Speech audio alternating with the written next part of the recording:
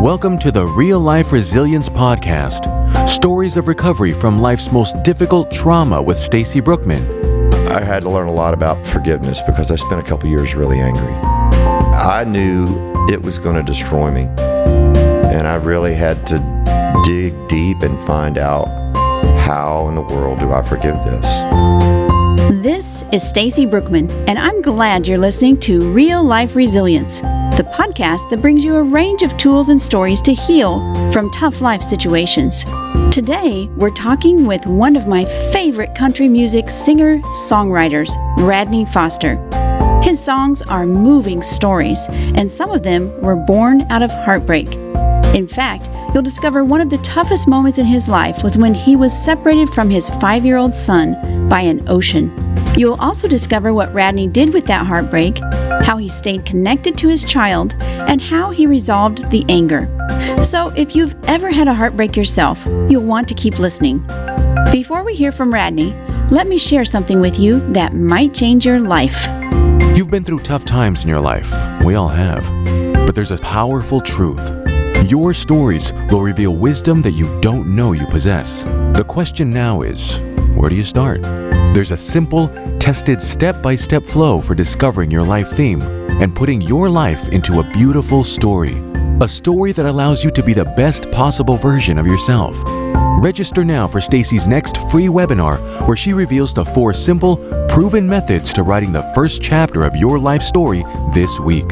Simply click on the link in the show notes or head to stacybrookman.com/webinar. I love to hear from listeners personally, and I answer my own emails. So drop me a line and let me know what you found interesting in this episode or to ask me a question. My email is stacy@stacybrookman.com. Now let's welcome singer-songwriter Radney Foster. Tell me about your new book. Is this your very first book, For You to See the Stars? Yes, it is. It's my first book of it's not the first I've written. I mean, I had written mostly journalistic stuff, but it's certainly my first attempt at fiction. And I love the way you put words together. It's really a gift, obviously born out in your songs and your storytelling in your songs. Tell me about the process of writing this book and how that idea came to you. Well, it actually started with sort of an existential crisis for me. I had pneumonia and laryngitis so bad that I had to cancel 3 months worth of gigs. Wow. And literally couldn't talk for about 6 weeks. And then, so once that 6 weeks was over, I still had to go through sort of physical therapy to have enough strength and stamina to sing again. You can't just go all out to, okay, great, I'm healed. I can go sing for, an hour and a half. Right. That was a really scary process. And during the depths of it, I told my wife, literally wrote a note and said, I think there's a short story in that song, Sycamore Creek. And I had written the song. It was a story song. It is a story song. It's the last song on the record and the last story in the book. And so I had basically thought, I'll do this just to keep from going crazy, because I started thinking, what if I never sing again? How do I define this? What do I do if I don't get my voice back? And so I wrote the short story and handed it to my wife, and she read it. She was a journalist for many, many years and a magazine editor. And so when I handed it to her, there was a lot of fear and trepidation then. Oh, yeah. And she said, it's really good. You need to continue to write this way, even when you get your voice back. And I did. In that year, that first year, I wrote 5 pieces of short fiction. And by the end of that year, I also knew that I had the idea of a book of short fiction as a companion piece to the record. Mm-hmm. And I got a hold of about, 3 or 4 literary agents through friends. I have a friend who's a novelist, Judy O'Brien, who's written young adult and women's fiction for many, many years. And she read the stuff, loved it, and sent it to her agent. And then a couple other friends, same type of thing. I knew they'd written books or memoirs or, said, yeah, I love this. I'll pass it on to my agent.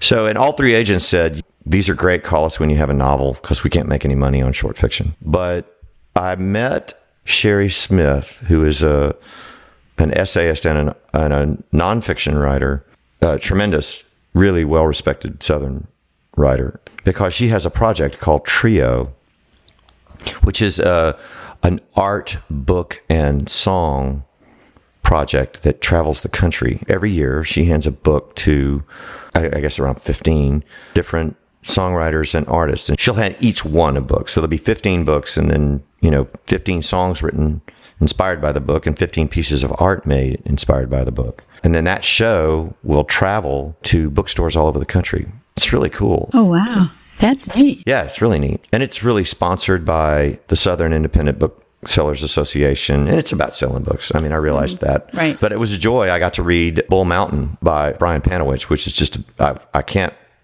recommend highly enough. It's just a fantastic, if you like that Southern Gothic, multi-generational kind of thing, that guy's your man. It's a really great book. She asked me, if I would do it. She got my info through a mutual friend. And then I said, well, I also write short fiction. Would you be willing to, read something? And of course, you could just hear the dread over the phone. I mean, I say in the foreword of the book, I said, Sherry would make a terrible poker player, just awful, Sure, I'll read something. Yeah.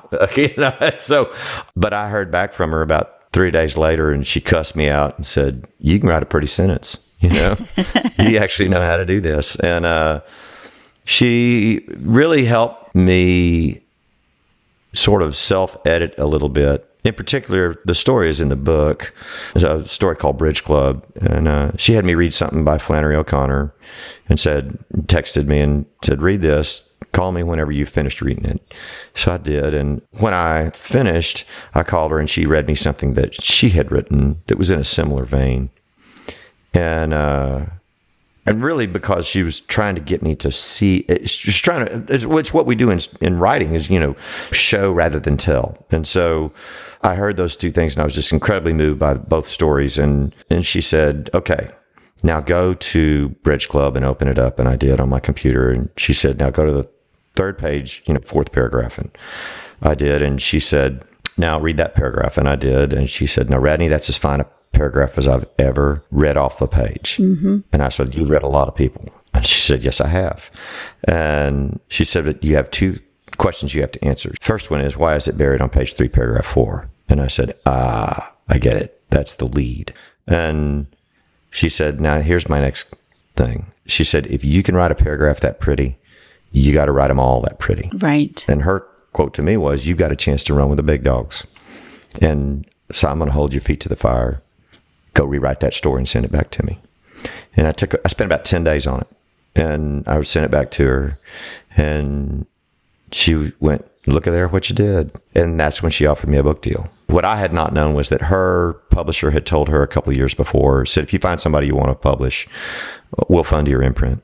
And so I'm the first book on her brand new imprint, Working Title Farm. That is awesome. You do have very pretty words. With the book and then also your songwriting, you put a lot of yourself in there. Author E.E. Cummings, he wrote, a poet is somebody who feels and expresses his feeling through words. And he said that the moment you feel, you're nobody but yourself. And when you express nobody but yourself in words, you're working a little bit harder than everybody else. And I think that applies to you as the songwriter that you are and now the author that you are.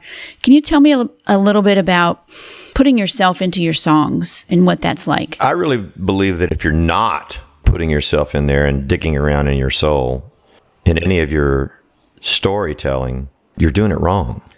You have to, because I don't believe that there will be no believability to the song itself or to the short story or to the novel. And I forget which author it was said, if there's no tears in the author, there's no tears in the reader, no tears, no laughter from the author, no laughter in the reader. So I think you have to go doing that. And then once you sort of figure that out, that you're not just rhyming words together, that your job is to express the human condition as you understand it. Mm-hmm. Your short story, the story Bridge Club is about one day in the life of a 4-year-old boy in 1963.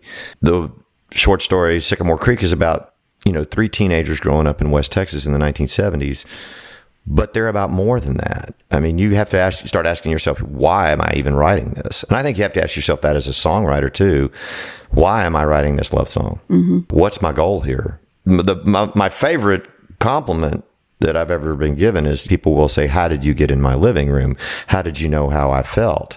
How did you know who I am? And my reply is obviously, I didn't. I just know how I felt. Right. And I know who I am. The author often tells you more about themselves in their writing than they do about others, because I view it from that direction. I view it as my job is to absolutely smear as much of my soul and heart and spirit into whatever I'm doing. And you've had some really, really tough times in your life. Can you tell me about some of the hardest things you've ever experienced? I think obviously one of the toughest things I can mention is my oldest boy.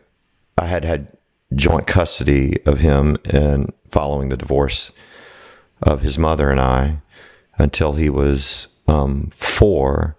And then she remarried a man from France and had made the decision to move there and take him with her. And of course, a custody battle ensued.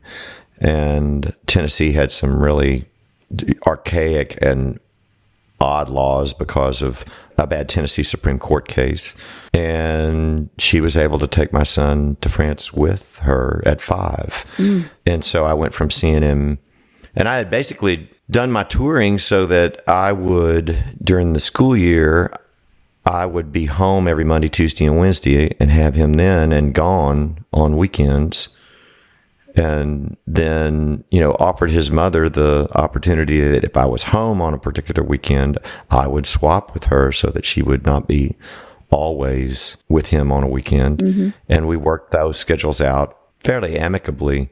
And then once she, took him I went from seeing him basically every week to seeing him every 6, or if I could, and that was if I could, getting there and he would come home for holidays. But if I didn't go to France and rent a house and see him, then it was going to be, there were stretches that would be 3 or 4 months before I would, before I'd have the opportunity to see him again. What did that do to your heart? Oh, it broke it in a million pieces, obviously. I wrote a song that was recorded by the Dixie Chicks called Godspeed, Sweet Dreams. And it was a lullaby. And all it was is I wrote him a lullaby and I put it on a cassette 5 or 6 times in a row so that he could put it in his Fisher-Price big button thing, and he would go to sleep. And to his mother's credit, she let him listen to it every night. So I thought that was the first and last time I would record it. But then I played it for my manager about a year later because he and his wife were about to have a baby. And he said, Radney, that's incredible. Why have you held that back? And I said, I didn't know. I wrote it for Julian and I didn't ever play it for anyone else. It's just a kid's lullaby. And I didn't know. He said, no, it's much deeper than that. Right. And then I recorded it, and then the Dixie Chicks ended up recording it, and millions of people all over the world have heard it. And it's been a cool comfort to me. The writing of it, I think, was a catharsis, but then seeing how it's affected other people. My oldest is now 26, and one of the cool things I didn't see coming in that song was how many moms come up to me now who are in their 50s, who will tell me that I danced the mother-groom dance at my son's wedding to that song because I sang it to him as a little boy. When he was growing up, that was what I would sing to him to go to sleep. That's a really powerful thing to see come out of adversity. Yeah. So has that experience of your son being taken away to not even another county or another state, but another country, another continent, has that changed you in any way? Oh gosh, yeah. I think I had to learn a lot about forgiveness because I spent a couple years really angry. And I had to learn that really hatred only hurts you, pardon my language, but because the person you hate could give a shit. Right. I mean, just the fact of the matter is it hurts you much more than it hurts whoever you hate. Right. I knew it was going to destroy me. And I really had to dig deep and find out, how in the world do I forgive this? And what did you do? How did you make that change? I began by walking Radnor Lake in Nashville with my priest, my Episcopal priest. She and I are old friends. We went to college together. And who'd have thunk it that she became an Episcopal priest, and then who'd have thunk it that she is actually the priest at the church we go to. She's a remarkable woman named Becca Stevens, and she's an author in her own right, but also started a halfway house for women who've been trafficked and been in a life of prostitution called Magdalene House. And she created a business that's a social enterprise that feeds the running of that and the monies that go to that, called Thistle Farms. And it's a bath and beauty products company. And that entire story is a remarkable one. People should just go to like thistlefarms.org or look up Becca Stevens and check her out. But she and I walked, and I really learned a lot about, I started getting some therapy, talking to a guy.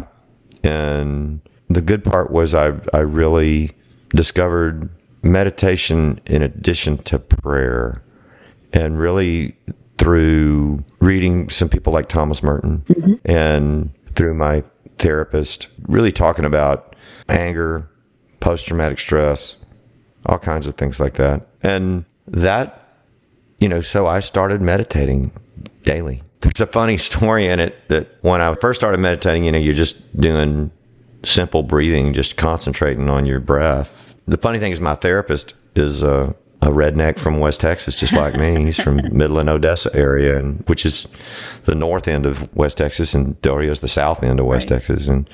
But we had a lot that we could relate to. So I said, hey, I know that Buddhists use a mantra. And one of the things that helps me is I've got a little courtyard that's got gravel in between the pavers, and I go out there and weed, just doing that while I'm meditating. But I said, is there a mantra that you think would work for me? Because you know a lot about what I'm going through. And so he said, yeah, I do. So he said, let me think for a second. And he wrote it down, and I started trying that. And I went back 2 weeks later. I said, man, that mantra you made up for me is working. Brother, that thing's awesome. So it's really been incredibly helpful. And, my meditation's going a whole lot better, and I'm a lot more at peace about things. And when I said that you made up for me, he started cracking up. And I said, what's so funny? And he said, I didn't make it up. And I said, who did? He said, Siddhartha the Buddha about 2,500 years ago. I said, you think there's some ancient wisdom in that? He said, yep, I think there is. Can you share the mantra with us? Sure. It's, may I be filled with loving kindness. May I be whole. May I be humble and kind. May I be happy. Nice.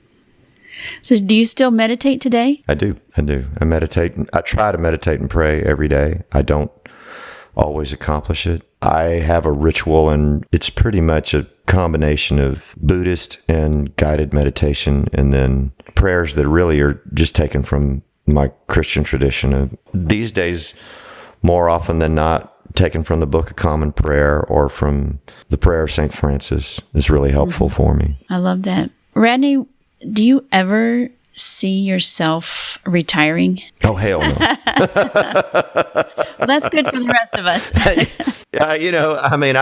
I could maybe see, we're not all Willie. You do wear out at some point. I could see touring having to change. And I'm seeing, because of having written a piece of prose I'm proud of, and that seems to be getting a lot of acceptance. The reviews have been off the hook, and we're selling books and records, and I'm seeing that I'm going to need space, and hopefully there'll be enough revenue from the book that I can go, okay, I need to take a month where I don't go out and really focus and concentrate and at least get the damn thing started. Because I know there's another book in me. I'm researching right now for a novel. Writing songs was always easily woven into my touring schedule, because I'd go out on Thursday, Friday, and Saturday, and I'd come home on Sunday, and I'd kind of do business and interviews on Monday, and then I'd write songs on Tuesday and Wednesday and hit the road again, and I'd shoot for writing a song a week, and I pretty much accomplished that. I usually write about 50 songs a year. not all of them are great. Not all of them are going to see the light of day. Some of them are written with other artists and might get recorded by those people. But I like the work ethic of that. And I think that helped me whenever I was under deadline for this book. I'd written 5 stories, and I knew I needed to write another 5 at least to go with an album. And my publisher said, I really need a deadline of a year from now. And can you accomplish that? And I said, yeah, sure. I was like all cocky. Yeah, no problem. Well, it really meant that I had to have them all done by June, and so that you can be in print by September. So all of a sudden, I'm having to say, okay, I got a couple hours of downtime, whereas normally I might have said, hey, I'm going to go eat lunch at that nice restaurant, or I'm going to go to that museum, or I'm going to go, there's a bass pond across the street from the hotel, and I got a backpack fly rod that I'm going to put together and go over there and see if I can't catch some panfish. But I was like, nope, I got to hole up in that hotel room, and I got to write. I got to get this story finished. It was helpful. And now you're going to be on the road for the next year with the book and touring. We'll hit 80 major markets. Nice. Our listeners can find you and your schedule. Where's the best place for them to look for that? Oh, radneyfoster.com. My tour schedule's up on there, and we're always adding dates. And also in the contacts, if it says to contact us, if you leave us your email in there, then we send an email out once a month telling you what new dates have been booked or what's coming up and stuff that's going on. If I'm going to be at festivals in the summertime and that kind of thing. Fabulous. Okay, one last question. How do you want to be remembered? Well, on a personal level, I want to be remembered that I was a good father and a good husband and a good friend and true to what I really believe. But as my job, I want to be remembered as a storyteller. I really think that people could say, man, that guy could write a hell of a song that spun a yarn and kept me engaged. But he also could write prose that sucked me in for a time period that I couldn't put it down, Well, you are certainly doing that right now. The hearts and minds of your fans and hopefully new fans over the next year. Thank you so much for sharing yourself. Oh, you're very welcome. Thank you. What a great singer and storyteller. I've shared links to some of Radney's songs on the website. I'll let you know that you can get an autographed copy of his book and the companion CD from his website at radneyfoster.com. Each of the short stories in the book have an accompanying song. It's really unique. Also, if you're a big fan of Radney's, go check out stacybrookman.com/Radney Foster, and there you'll find a couple of extra questions I asked Radney. Now it's time for Stacy's Journal. In this segment, I let you peek into my journal as I share my thoughts on a topic or resilience resource. Everyone gets angry sometimes. Often, it's from events that are out of your control, like Radney's ex-wife taking their son to France. Radney knew that anger and hatred would destroy him, and he had to dig deep to figure out how to forgive the wrong. We've all experienced injustices, both large and small. In addition to therapy, which is incredibly helpful, prayer and meditation provided Radney with the means to get through his emotions. This is similar to last week's guest, Ed Szewski, who's written about contemplative prayer. Doing the inner and outer work necessary to bring peace will help you overcome anger. Science backs the benefits of meditation, too.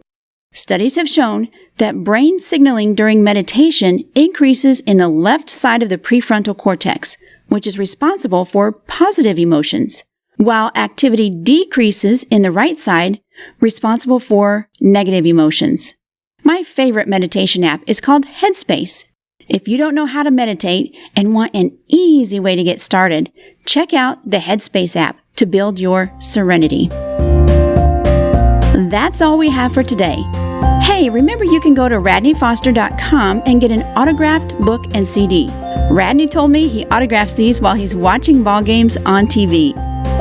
Last episode, Ed Szewski shared his thoughts on contemplative prayer and contemplative writing. So if you need a great way to stop distracting yourself from real life and become more present in the moment, you might want to go back and have a listen. Next week, we'll interview Dr. Dan Allender, who talks about the trauma of shame and the agreements we make with ourselves to hide that shame. So if you know anyone who may have been silenced by shame, be sure to stay tuned. I love interacting with our listeners on social media. We're on Pinterest, Facebook, and just about anywhere you can hold a great virtual conversation. One more thing. We're having fun counting down the 100 plus most important memoirs of the past 200 years. So our memoir of the week is Beryl Markham's West with the Night, written in 1942. When Markham flew across the Atlantic, no pilot had yet flown nonstop from Europe to New York, and no woman had made the westward flight solo. After a 20-hour flight, she crash-landed in Nova Scotia. Despite falling short of her goal, she had become the first woman to cross the Atlantic east to west solo, and the first person to make it from England to North America non-stop. Check out West with the Night and all the memoirs on this list at stacybrookman.com/100memoirs. Before you go, don't forget to go and register for the upcoming webinar, 4 Simple, Proven Methods to Writing the First Chapter of Your Life Story in Just 7 Days. Head over to stacybrookman.com/webinar for that. And remember, life is a story, and it's never too late to start telling yours.